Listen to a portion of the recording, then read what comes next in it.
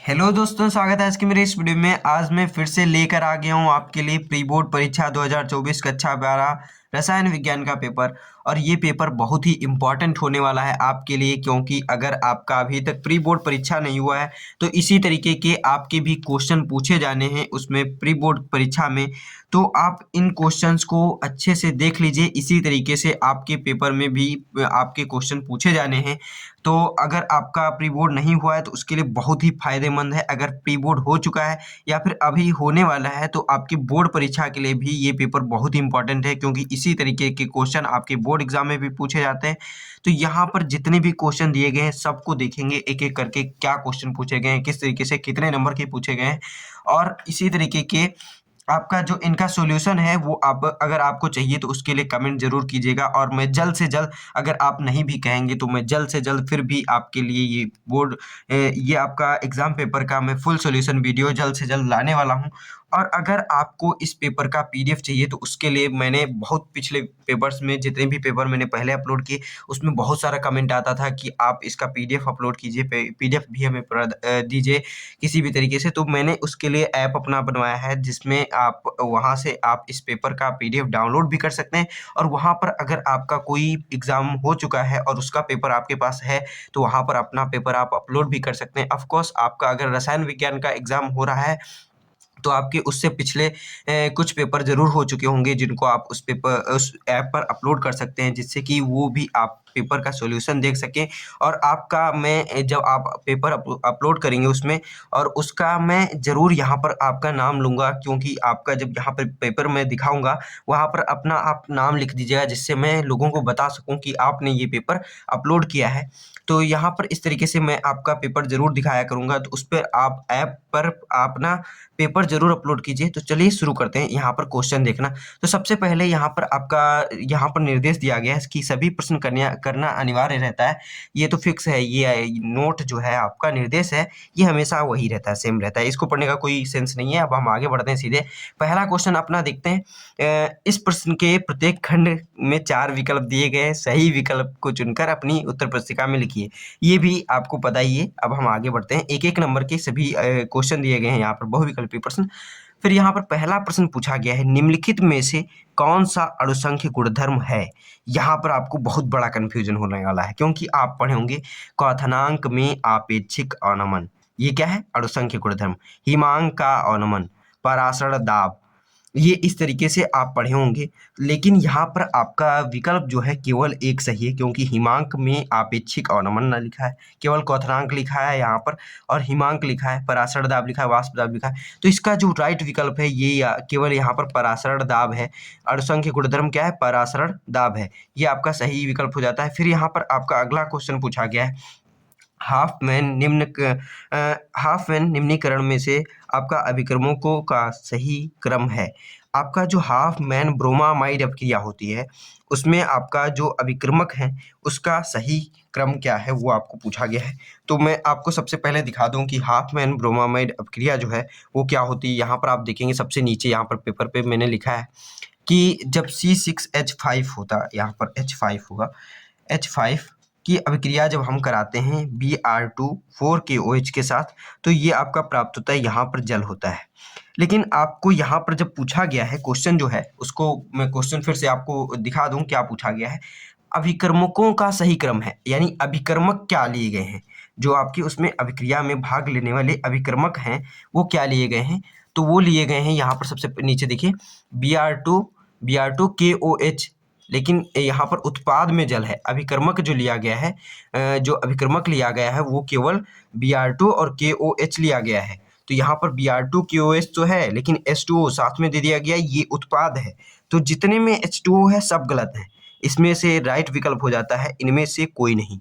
ये आपका राइट विकल्प हो जाता है। अभिकर्मकों का सही क्रम जो है ये आपका ये हो जाएगा, इसमें से कोई नहीं, क्योंकि इसमें अभिकर्मक H2O नहीं है, ये तो उत्पाद है आपका।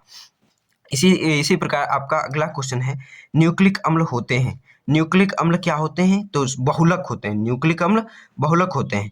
और इसमें कंफ्यूजन क्या हो जाता है, एमिनो एसिड सब लोग पढ़े रहते हैं। एमिनो अम्ल जो आपकी प्रोटीन की संरचनात्मक इकाई होती है, इसलिए ये इस पर बहुत लोगों का ध्यान जाता है कि प्रोटीन हो सकता है, लेकिन आपका जो न्यूक्लिक अम्ल है वो बहुलक होता है।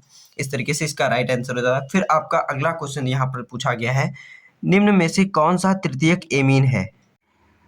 इसमें तृतीयक कैसे पहचानते हैं, सबसे पहले मैं आपको बता देता हूं। जहां पर आपका N परमाणु यानी कि नाइट्रोजन परमाणु अगर एक कार्बन से जुड़ा है तो वहां पर आपका प्राथमिक हो जाएगा। अगर 2 कार्बन से जुड़ा है तो वो आपका द्वितीयक हो जाएगा। अगर आपका 3 कार्बन से जुड़ा है तो वो तृतीयक एमीन हो जाएगा।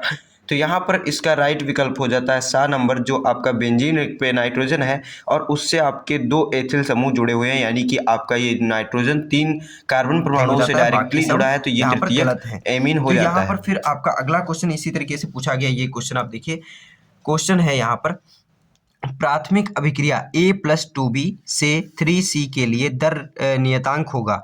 तो दर नियतांक क्या होगा आपको बताना है। तो दर नियतांक क्या होता है, आप जानते हैं कि ये जो K होता है ये दर नियतांक होता है। बाकी ये पूरा जो है आपका दर समीकरण होता है। इसको पूरे को क्या कहते हैं, दर समीकरण। लेकिन दर नियतांक क्या होगा, K क्या है, दर नियतांक है ना। और पूरा क्या है, दर समीकरण। दर समीकरण है, अभिक्रिया का वेग दर समीकरण है ना, दर समीकरण है ये। तो इस तरीके से ये आपका गलत है। सबसे पहले तो देखिए यहाँ पर बी में 1/2 आना चाहिए, स्टोइकियोमेट्री कोएफिशिएंट से हम डिवाइड करते हैं इसमें, तो ये गलत है। फिर यहाँ पर देखेंगे ये आपका जो दूसरा है, इसमें क्या है, इसमें माइनस लिया, लेकिन इसमें बी में माइनस नहीं लिया क्योंकि ये अभिकर्मक है यानी कि अभिकारक है, तो इसको माइनस में लेना होता है। और ये जो आपका उत्पाद बनता है इसको धनात्मक लेते हैं, तो ये भी आपका गलत है। फिर यहाँ पर आप देखेंगे ये आपका जो ये है दर समीकरण, ये है, ये सही है। अधिकतर लोग इस पे टिक लगा देते हैं, लेकिन ये दर समीकरण है, आपका दर नियतांक नहीं है। दर नियतांक के है केवल, जिसका वैल्यू यहाँ पर डायरेक्ट के इक्वल्स टू करके यहाँ पर कुछ नहीं दिया गया है। यानी कि यहाँ पर आपका जो कोई इनमें से कोई नहीं, ये वाला विकल्प इसका सही हो जाता है, क्योंकि दर नियतांक इसमें से कोई नहीं है, सब दर समीकरण है। फिर यहाँ पर आपका अगला क्वेश्चन है 4 नंबर, हेनरी स्थिरांक KH का मान है। हेनरी स्थिरांक KH का मान ताप बढ़ाने पर बढ़ जाता है, ताप बढ़ाने पर घट जाता है, तापक्रम बढ़ाने पर अपरिवर्तित रहता है, तापक्रम बढ़ाने पर प्रारंभ में बढ़ता है व बाद में घट जाता है। तो इसमें हेनरी स्थिरांक जो KH है उसका ताप बढ़ाने पर मान बढ़ जाता है, उसका ताप बढ़ाने पर मान बढ़ जाता है, ये आपका पहला वाला राइट विकल्प हो जाता है। फिर यहाँ पर अगला क्वेश्चन दिया गया है, दूसरे का सभी खंड करना है। दो अंक के क्वेश्चन ये यहाँ पर स्टार्ट होते हैं। तो यहाँ पर विद्युत रासायनिक श्रेणी क्या है, समझाइए। विद्युत रासायनिक श्रेणी किसे कहते हैं, आप जानते होंगे, जब धातुओं के उनके अपचयन विभव, जब उनके अपचयन विभव के बढ़ते हुए क्रम में व्यवस्थित करते हैं, जब धातुओं को उनके बढ़ते हुए अपचयन क्रम में व्यवस्थित करते हैं तो उससे प्राप्त श्रेणी को विद्युत रासायनिक श्रेणी कहते हैं। इस तरीके से आपको लिख देना है इसमें, ये आपका उत्तर हो जाएगा इसका। फिर यूरिया के एक जलीय विलयन की मोलरता आपकी 4.44 मोल प्रति किलोग्राम है। विलयन में यूरिया का मोल प्रभाज होगा। तो यहाँ पर आप इसका मोल प्रभाज किस तरीके से निकालेंगे, इसमें सबसे पहले आप समझिए ये जो मोललता दिया गया है 4.44 मोल प्रति किलोग्राम, यानी कि 1000 ग्राम विलयन में 1000 ग्राम विलयन में आपके इतने मोल यूरिया के घुले हुए हैं। तो इस तरीके से यहाँ पर इतने मोल दिए गए हैं। तो अगर आपका यूरिया का अणु भार निकाल लेते हैं जो 60 होता है, 60 का मल्टीप्लाई इसमें अगर कर देंगे तो आपका यूरिया का भार निकल आएगा। और यूरिया का भार आप 1000 ग्राम, 1 किलोग्राम यानी 1000 ग्राम, 1000 ग्राम में से यूरिया का भार जब घटा देंगे आप, तो आपका विलायक जो है जल का आपको आपका द्रव्यमान मिल जाएगा। और उसके जल का द्रव्यमान में उसके जो आपके अणुभार है उससे भाग दे देंगे, तो आपके मोलों की संख्या, जल के मोलों की संख्या मिल जाएगी। तो मोल प्रभाज क्या होता है, विलेय के मोलों की संख्या बटे में विलेय के मोलों की संख्या प्लस में विलायक के मोलों की संख्या। इस तरीके से यूरिया का आपका मोल प्रभाज निकल आएगा। फिर यहाँ पर आपका सिल्वर नाइट्रेट, अगर आपको इसको लिखित तौर पे पूरा सॉल्यूशन चाहिए तो उसके लिए कमेंट जरूर कीजिएगा। मैं इसका फुल सॉल्यूशन वीडियो बहुत ही जल्द लाऊंगा, 20 तारीख के बाद लगभग मैं लाने वाला हूं। और कमेंट कीजिएगा जिससे मुझे लगे कि आपको इसका फुल सॉल्यूशन वीडियो चाहिए, जिससे कि मुझे बनाने में ज़्यादा दिक्कत ना हो और आसानी से बन सके। कि अगर आपका सपोर्ट रहता है तो अधिकतर काम आसानी से हो जाते हैं। तो आप अपना सपोर्ट जरूर बनाए रखिएगा, वीडियो को अधिक से अधिक लाइक कीजिए, शेयर कीजिए और चैनल को सब्सक्राइब कीजिए। यहाँ पर अब अगला क्वेश्चन इसी प्रकार दिया गया है, सिल्वर नाइट्रेट विलयन में कॉपर डालने पर विलयन का रंग नीला हो जाता है, क्यों हो जाता है, समीकरण सहित कारण यहाँ पर समीकरण सहित कारण लिखना था, समीकरण सहित आपको समीकरण भी लिखना था। तो यहाँ पर सबसे पहले आप समझिए सिल्वर नाइट्रेट जो होता है कॉपर से अधिक सक्रिय होता है, इसका अपचयन विभव अधिक होता है सिल्वर नाइट्रेट का। तो यहाँ पर कॉपर को विस्थापित कर देगा और यहाँ पर कॉपर CO2 प्लस में बदल जाएगा, जिससे कि इसका विलयन का रंग नीला हो जाता है और इसका समीकरण आपको लिख देना आराम से। फिर आपका यहाँ पर दिया गया है निम्न अभिक्रिया की कोटि का को कारण सहित स्पष्ट कीजिए। ये आपकी अभिक्रिया दी गई है, यहाँ पर एरो बना होगा, ये एरो का चिन्ह होगा, जिससे कि H2 प्लस Cl2 से बनता क्या है 2HCl। इसमें अभिक्रिया की कोटि लिखना है, लेकिन यहाँ पर आप अधिकतर लोग कंफ्यूज हो जाते हैं, क्योंकि यहाँ पर समझते हैं उत्पाद जो आपके अभिकारक हैं वो 2 हैं, यानी कि इसकी कोटि 2 हो जाएगी।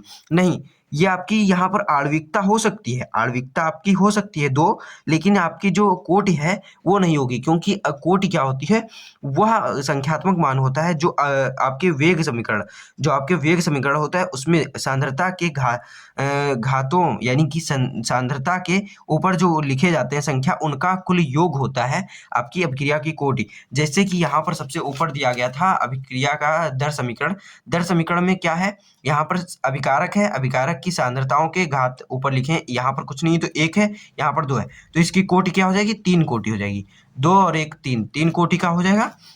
इसी तरीके से यहाँ पर जो अभिक्रिया है ये HNu यानी कि आपके धुंधले प्रकाश की उपस्थिति में HCl बनता है H2 से, और Cl2 से HCl बनता है किसमें, धुंधले प्रकाश में। तो यहाँ पर जो आपका अभिकारक की सांद्रता है वो आपको किसी भी तरीके से वेग को प्रभावित नहीं करती है, इसलिए शून्य कोटि की ये अभिक्रिया होगी। इसका आंसर हो जाएगा शून्य कोटि की अभिक्रिया है। फिर आपका यहाँ पर तीसरा क्वेश्चन है, सभी खंड कीजिए, ये भी 2 अंक के क्वेश्चन है। यहाँ पर एथिल ब्रोमाइड की किसी एक नाभिक स्नेही प्रतिस्थापन अभिक्रिया का समीकरण लिखना है। फिर यहाँ पर आपका अगला क्वेश्चन है फ्रीडल क्राफ्ट अभिक्रिया का उदाहरण सहित समझाइए। फ्रीडल क्राफ्ट अभिक्रिया क्या है उसको उदाहरण सहित आपको समझाना है। फिर इसी तरीके से आपको इसका फुल सॉल्यूशन के लिए कमेंट जरूर करना है, और इसके PDF के लिए आपको प्रेप ऐप डाउनलोड करना है। फिर यहाँ पर फिनॉल बनाने की किन्हीं 2 विधियों का समीकरण लिखिए। फिर डाई एथिल ईथर की क्रिया हाइड्रो आयोडिक अम्ल HI के साथ समझाइए। फिर इसी तरीके से तब यहाँ पर अब आपको बताना है प्राथमिक सेल तथा द्वितीयक सेल में सेल क्या होते हैं, प्रत्येक का एक उदाहरण सहित स्पष्ट करना है। तो प्राथमिक सेल किन्हें कहते हैं आप जानते होंगे, वो सेल जिनका केवल एक बार प्रयोग किया जाता है, बाद में फिर ये दोबारा आवेशित नहीं किए जा सकते, यानी दोबारा प्रयोग में नहीं लिया जा सकते हैं, उन्हें प्राथमिक सेल कहते हैं। द्वितीयक सेल जिन्हें पुनः आवेशित करके दोबारा उपयोग में लिया जा सकता है वो द्वितीयक सेल होते हैं। और प्रत्येक का एक उदाहरण, तो प्राथमिक सेल गेल्विक सेल, वोल्टी सेल, ये आपके सब प्राथमिक सेल होते हैं। और द्वितीयक सेल क्या हो जाएगा, द्वितीयक सेल आपका जो बैटरी होती है जिसको आप चार्ज कर सकते हैं, जैसे मोबाइल का बैटरी होता है ना, उसको आप दोबारा चार्ज कर सकते हैं, वो क्या हो जाएगा द्वितीयक सेल। विद्युत अपघटनी सेल जिसको कहेंगे, विद्युत अपघटनी सेल, तो आपका उसका उदाहरण हो जाएगा। फिर आपका कोलराउस नियम क्या है, इसके नियम का उदाहरण सहित समझाइए।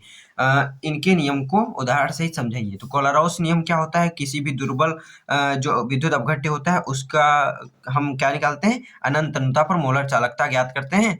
और कोलराउस नियम किसी निश्चित ताप पर आपके कोई विद्युत अपघट्य का जो मोलर चालकता होती है उसके धन आयनों तथा ऋण आयनों के अनंत अनुता पर मोलर चालकता के योग के बराबर होता है। ये आपका कोलराउस नियम है। इनके नियमों का उदाहरण सहित समझाना है, इनके नियम को उदाहरण दे करके समझाना है। फिर यहाँ पर आपका अगला क्वेश्चन दिया गया है वांट ऑफ गुणांक। यहाँ पर मैं दिखा देता हूँ इस तरीके से। वांट ऑफ गुणांक से आप क्या समझते हैं, समझाइए। वांट ऑफ गुणांक क्या होता है, जो कोई मान ले विद्युत अपघट्य पदार्थ है जिसको हम पहले क्या जानते हैं, उसका एक अणु डाले हैं पानी में, तो उसका एक सामान्य, ये जो अभी उसका है सामान्य विद्युत यानी अणुओं की संख्या क्या है, 1 है।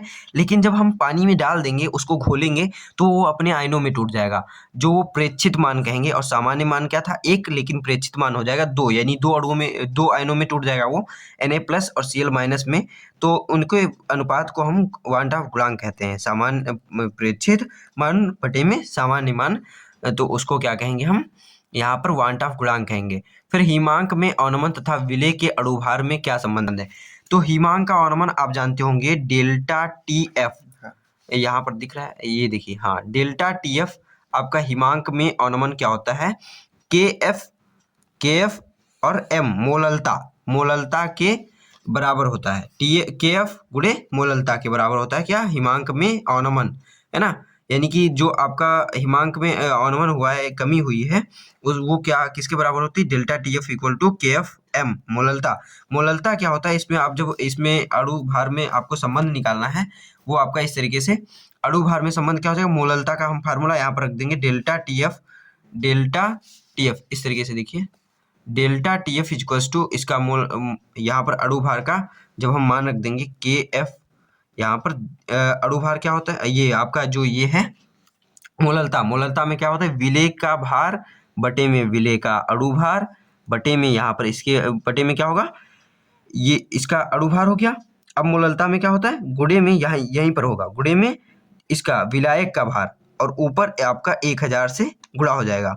तो यहाँ पर क्या है? विलेय का अणु भार को उधर भेज दीजिए, यही आपका संबंध है। वैसे तो ये भी आप संबंध लिख सकते हैं, लेकिन अणु भार इधर भेज के दिखा देंगे तो और सही रहेगा। दिया हुआ भार गुणे 1000 और यहाँ पर बटे में आपका आ जाएगा डेल्टा TF और यहाँ पर आपका क्या है?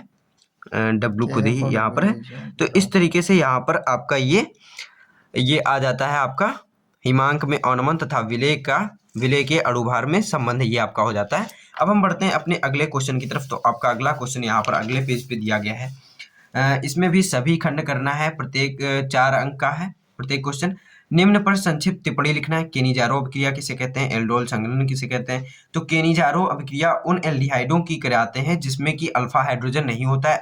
एल्डोल संघनन क्या होता है? इसके विपरीत, जिसमें कि अल्फा हाइड्रोजन होता है उनमें एल्डोल संघनन अभिक्रिया होती है। फिर अभिक्रिया की कोटि से आप क्या समझते हैं? अभी मैंने बताया, जो वह संख्यात्मक मान जिसकी सांद्रता की घातों पर वो संख्यात्मक मान जो आप जिनकी सांद्रता यानी कि जिन अंकों पर अभिक्रिया की दर अभिक्रिया का वेग निर्भर करता है, अभिक्रिया की कोटि कहलाती है। इस तरीके से शून्य कोटि की अभिक्रिया के लिए वेग स्थिरांक का मान तथा मात्रक लिखना है। इसका मान लिखना है। शून्य कोटि की अभिक्रिया का वेग स्थिरांक का मान तथा मात्रक लिखना है। मात्रक क्या होगा? शून्य कोटि की अभिक्रिया का मोल प्रति लीटर बटे में सेकेंड, इस तरीके से आपका प्रति सेकेंड हो जाएगा, मोल प्रति लीटर सेकेंड। और इसका व्यंजक हो जाता है आपका इसी तरीके से आप निकाल देंगे K इक्वल्स टू, मैं निकाल के दिखा दूं, चलिए बाद में इसको दिखा देंगे। जब आप फुल सॉल्यूशन का डिमांड करेंगे तो उसमें मैं लेकर आऊँगा पूरा तरीके से। सीसा संचायक सेल किसे कहते हैं? ये सीसा संचायक सेल पूरा आपको समझाना है किस तरीके से होगा। 4 नंबर का बहुत ही इंपॉर्टेंट है और ये लगभग आपको 1.5 पेज में अच्छे से अगर लिखना है, अच्छे से पूरी तरीके से अगर समझाना है तो लगभग 1.5 पेज में अच्छे से समझा देंगे, चित्र बना के पूरी तरीके से डायग्राम बना के इसको आप बताएंगे। फिर SN1 SN2 अभिक्रिया, ये भी पूरी तरीके से डिटेल में इसके बारे में बताना है, क्रिया विधि बताना है। यहाँ पर 4 अंक का है तो पूरा अच्छे से लिखेंगे। फिर यहाँ पर 5 अंक के क्वेश्चन स्टार्ट हो जाते हैं। 6वां क्वेश्चन है 5 अंक का, गैल्वेनिक सेल क्या होते हैं? गैल्वेनिक सेल क्या होते हैं? गैल्वेनिक सेल क्या है? फिर गैल्वेनिक सेल व विद्युत अपघटनीय सेल में क्या अंतर है, समझाना है। फिर ये अगर आपको नहीं आ रहा है तो इसके बजाय में ये कर सकते हैं, जो आपका एकदम अच्छे से आ रहा हो वही आपको करना है। यहाँ पर दोनों नहीं करना है, अथवा लगा है तो कोई एक करना है। फिर इसी तरीके से यहाँ पर आपका 7वां क्वेश्चन है। 7वां क्वेश्चन है तो 7वें क्वेश्चन में ये आपका प्रयोगशाला विधि लिखना है, फिनॉल के बनाने की प्रयोगशाला विधि तथा कोल्बे समीकरण तथा रायमंड टीमन का रासायनिक समीकरण लिखना है। फिर ये अगर आपको 7वां का ये क्वेश्चन नहीं आ रहा है तो ये आप कर सकते हैं। इस तरीके से ये आपका पेपर खत्म हो जाता है। अब हम मिलते हैं अपने अगले वीडियो में। अगर आपको इस पेपर का PDF चाहिए तो उसके लिए आप प्रेपयो ऐप डाउनलोड कर लीजिए और चैनल को सब्सक्राइब कर दीजिए, वीडियो को लाइक कर दीजिए और आगे आने वाले वीडियो को आप मिलते रहेंगे आपको इसी तरीके से अच्छे तरीके से आपको बेहतर तरीके से हर बार बेहतर कुछ ना कुछ मिलेगा आपको।